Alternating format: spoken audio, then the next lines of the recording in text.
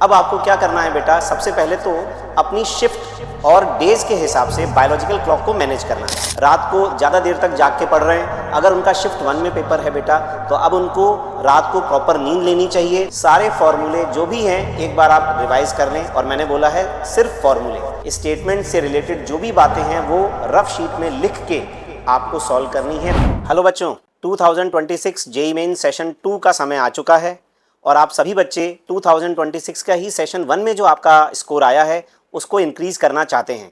तो कुछ last moment के टिप्स याद रखें। अब आपको क्या करना है बेटा, सबसे पहले तो अपनी शिफ्ट और डेज के हिसाब से बायोलॉजिकल क्लॉक को मैनेज करना है। बायोलॉजिकल क्लॉक को मैनेज करने का मतलब, कई सारे बच्चे रात को ज़्यादा देर तक जाग के पढ़ रहे हैं, अगर उनका शिफ्ट 1 में पेपर है बेटा, तो अब उनको रात को प्रॉपर नींद लेनी चाहिए ताकि मॉर्निंग में वो फ्रेश रहें एकदम। अब आपके लिए सजेशन ये है कि सबसे पहले आप अपना बायोलॉजिकल क्लॉक को मैनेज करें और उसको इम्प्रूव करें। रात को सोएं, दिन में पढ़ें। दूसरा बेटा, अब आप डाइट नॉर्मल लीजिए, लाइट डाइट लीजिए, यानी खाना आपको हल्का खाना है। अब आपको बहुत हैवी और होटल वगैरह जाके बाहर का खाना ज़्यादा नहीं खाना है, सो दैट आपका हेल्थ वगैरह सब सही रहेगी।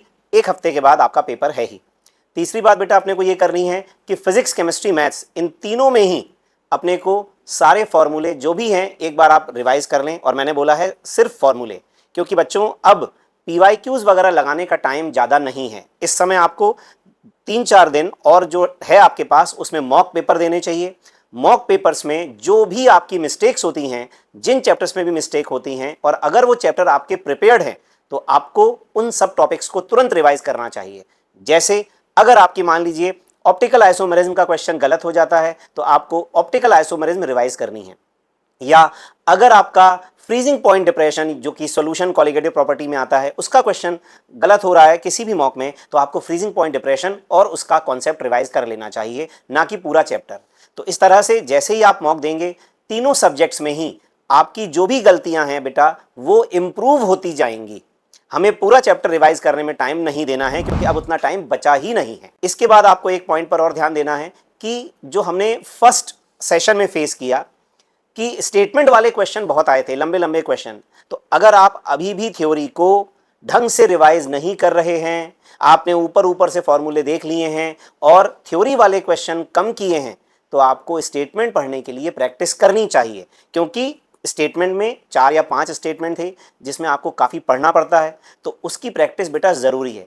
स्टेटमेंट वाले क्वेश्चन को ढंग से पढ़ें, स्टेटमेंट से रिलेटेड जो भी बातें हैं वो रफ शीट में लिख के आपको सॉल्व करनी है, तब आपका आंसर परफेक्ट आ पाएगा। हमने ये भी देखा लास्ट सेशन में कि न्यूमेरिकल क्वेश्चंस टफ आए, तो मेरा ये मानना है बेटा कि केमिस्ट्री के पेपर में आपको न्यूमेरिकल क्वेश्चंस की अच्छी प्रैक्टिस करनी चाहिए, और अगर आप एडवांस के कुछ पीवाईक्यूज कर सकते हैं तो वो बहुत ही अच्छा होगा, क्योंकि क्वेश्चन अच्छे टफ आए हैं। कैलकुलेशन की प्रैक्टिस करें, कैलकुलेटर और मोबाइल से कैलकुलेशन बिल्कुल ना करें, उसको दूर रख दें। केमिस्ट्री में जो भी सवाल आएंगे, ऑर्गेनिक केमिस्ट्री में आपको क्या करना है कि रिएजेंट बेस्ड क्वेश्चन थे, तो रिएजेंट से जो प्रोडक्ट बनता है उसको लिखें।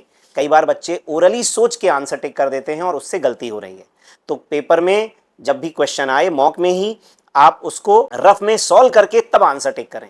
ऐसे ही आईओसी का भी अगर कोई क्वेश्चन आ रहा है, जैसे कुछ स्टेटमेंट वाले क्वेश्चन आए थे, कोऑर्डिनेशन के क्वेश्चन आए थे, जो कि अच्छे क्वेश्चन थे जिनमें आपको थोड़ा लिखना पड़ेगा। हाइब्रिडाइजेशन के क्वेश्चन आए, तो अब अगर आप उसको ओरली कर रहे हैं तो गलत होने के चांसेस हैं, उनको भी ध्यान रखना है। और फिजिकल में तो बेटा आपको हर एक क्वेश्चन लिख के ही पूरा सॉल्व करके तब आंसर टिक करना है। याद रहे, प्रीजुडिस बिल्कुल नहीं होना है। केमिस्ट्री का पेपर यूजुअली कम समय में होता था, लेकिन जनवरी सेशन में केमिस्ट्री का पेपर थोड़ा मॉडरेट से अपर लेवल का आया है, और इसलिए आपको थोड़ा टाइम देना पड़ेगा। तो क्लियरली मेरा मानना है कि आप जिस अटेम्प्ट में पेपर की प्रैक्टिस मॉक में कर रहे हैं, वही प्रैक्टिस आपको, वही फाइनल आपको पेपर में भी करना होगा। यानी आप अगर मॉक में पीसीएम ट्राई कर रहे हैं तो पीसीएम में ही अपना भरोसा बनाए रखें। लास्ट मोमेंट स्ट्रेटेजी चेंज करने की कोई ज़रूरत नहीं है। जो स्ट्रेटेजी आपने अब तक फॉलो करी है वही आपकी बेस्ट स्ट्रेटेजी साबित होगी, यकीन करें।